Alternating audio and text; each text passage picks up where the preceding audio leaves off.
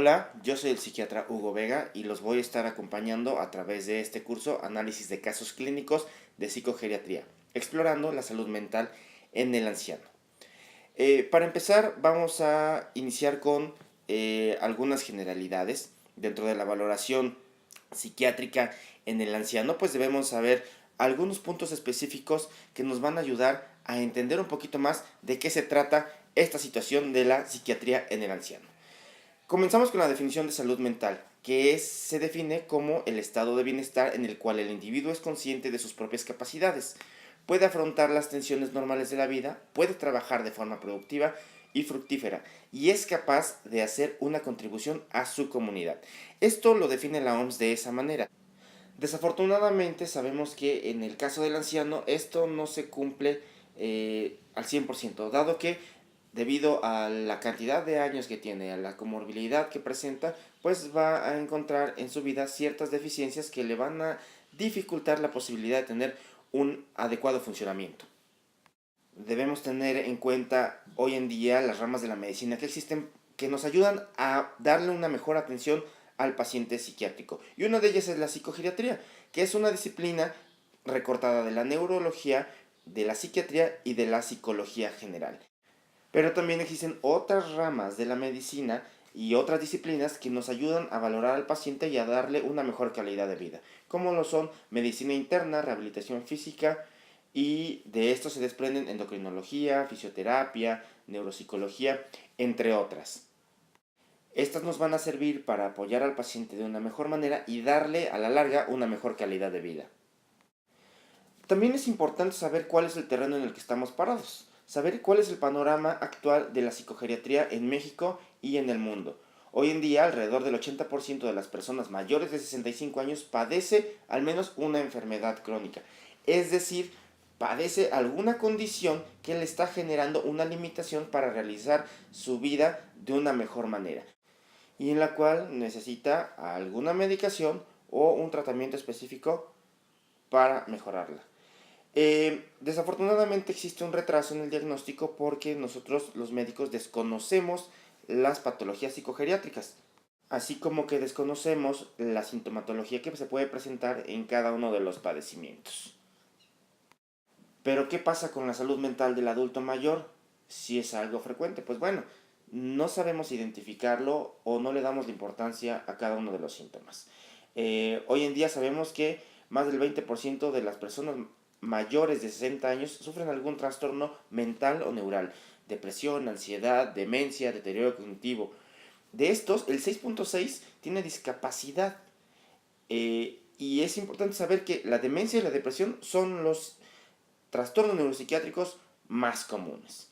La ansiedad también cobra vital importancia, pero no se identifican todos los síntomas dado que son diferentes a cómo se presentan en el adulto joven. Y algo también que es de suma importancia es que una cuarta parte de las muertes por daños autoinfligidos pertenecen a este grupo. Es decir, una cuarta parte de las personas que están quitándose la vida pertenece a este grupo.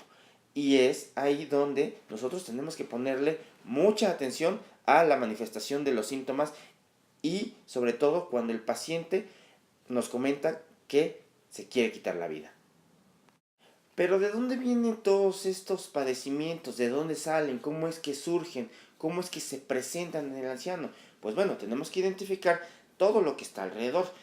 Factores estresantes, la actitud ante el envejecimiento, los cambios biológicos, los trastornos comórbidos, valoración médica y psicológica adecuada.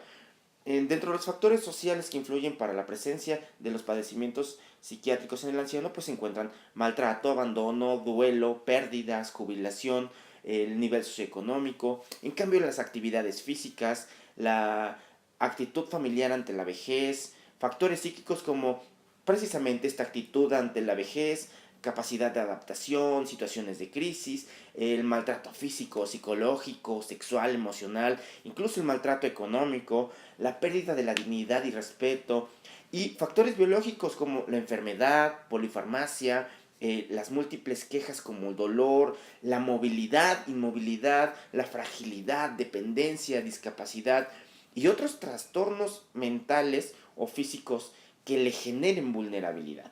hay que identificar los cambios propios del envejecimiento y estos cambios patológicos que pueden dar pie a la presencia de trastornos psiquiátricos per se.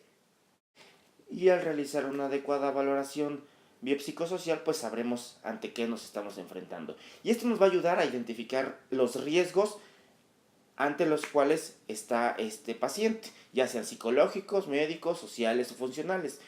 Una vez identificados los riesgos, vamos a tener la oportunidad de disminuir las consecuencias y esto también ayudará a evitar o retrasar muerte o institucionalización o la exacerbación del padecimiento que trae de base. Junto con esto vamos a saber si nuestro paciente puede ser tratado de una manera externa, ambulatoria o institucionalizado u hospitalizado de acuerdo a la gravedad de los síntomas. Al identificar estos cambios desde nuestra rama de trabajo, pues vamos a saber ante qué nos estamos enfrentando. Y tenemos que identificar pues los cambios que se encuentran a gran escala y a pequeña escala.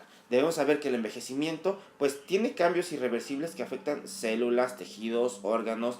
Hay cambios en la piel, cambios en los ojos, cambios en el cabello, cambios en los huesos. Esto también puede repercutir en cambios en funciones mentales. Si bien es cierto, durante el envejecimiento se presentan cambios como a nivel de la memoria y la atención, no todos van a presentar un proceso demencial. Hay disminución en el tamaño de las neuronas y por tanto hay cambios a nivel del funcionamiento de las mismas. Y aunque todos vamos a presentar cambios en algún grado, no todos van a tener la misma disfunción. Y la neurodegeneración cerebral no va a ser la misma en todas las personas, ni tampoco el deterioro cognitivo que se pueda llegar a tener. Esto va a depender de los cambios intrínsecos de cada persona y también los factores asociados que puedan dar pie a esta neurodegeneración. Hoy en día sabemos que el envejecimiento neuronal es algo inevitable. Sí o sí, todas las personas van a tener pérdida de neuronas, las neuronas van a perder la cantidad de sinapsis, va a haber menos dendritas, va a haber disminución del volumen de la corteza, va a haber disminución del peso cerebral, disminución en velocidad de la neurotransmisión, va a haber cambios que son normales, pero se van a mostrar patológicos cuando muestren síntomas agregados. Y es ahí donde nosotros tenemos que identificar ante qué nos estamos enfrentando. Es decir, si estos cambios son esperados y normales o son patológicos, si estamos ante un estado de salud o enfermedad. Y tenemos que identificar de manera fina estos cambios a nivel de las funciones cognitivas y a nivel del estado de ánimo, porque todo este cambio a nivel neuronal se traduce en síntomas que nosotros como médicos tenemos que determinar si son o no parte de un proceso patológico. Sabemos que con el paso de los años nuestro cerebro disminuye en tamaño, pero no disminuye de la misma forma en todas las áreas. Hay atrofia hipocampal, hay disminución en el peso, hay disminución en la masa y esto, les decía, hay una diferencia entre zonas. Pero como comentaba hace rato, estos cambios no solamente se dan a nivel neurológico, también se dan a nivel de todo el organismo. Y el estrés oxidativo es una de las situaciones que hoy en día se sabe que están generando pues estos cambios a nivel celular. Cuando valoramos un paciente geriátrico debemos saber todo lo macroscópico, lo microscópico, pero también debemos saber cuáles son las situaciones que debemos identificar. Y al hacer una valoración clínica, pues tenemos que hacer un buen interrogatorio. Si el paciente está en condiciones de responder, tenemos que saber qué preguntar. Si el paciente no está en condiciones de responder, tenemos que saber qué explorar. Y debemos hacer una valoración global. Esta se va a dividir en la valoración clínica, en la valoración funcional. Tenemos que ver nuestro paciente si es que tiene la posibilidad de desempeñar sus actividades como antes lo hacía. Tenemos que valorar la marcha y el equilibrio, tenemos que hacer una valoración nutricional, si el paciente está nutrido o no está nutrido, qué está pasando en este proceso de nutrición, si está utilizando dentaduras postizas, si no las tiene. Tenemos que hacer una valoración mental adecuada, tratando de identificar la mayor cantidad de síndromes y psicosíndromes geriátricos, como ansiedad, delirium, demencia, depresión, hipocondriasis, psicosis, trastornos de sueño. Y también, aunado a lo anterior, una valoración social. Pues, si no la hacemos, podemos dejar de lado algunas situaciones importantes como el descuido, el abandono, entre otros. Actualmente podemos hacer uso de escalas de valoración que nos van a ayudar a medir las actividades básicas de la vida diaria, el estado mental, el estado de salud mental, el estado psiquiátrico, escalas de valoración social, familiar y dentro de las psiquiátricas, pues la valoración afectiva y la presencia o ausencia de sintomatología de tipo psicótica.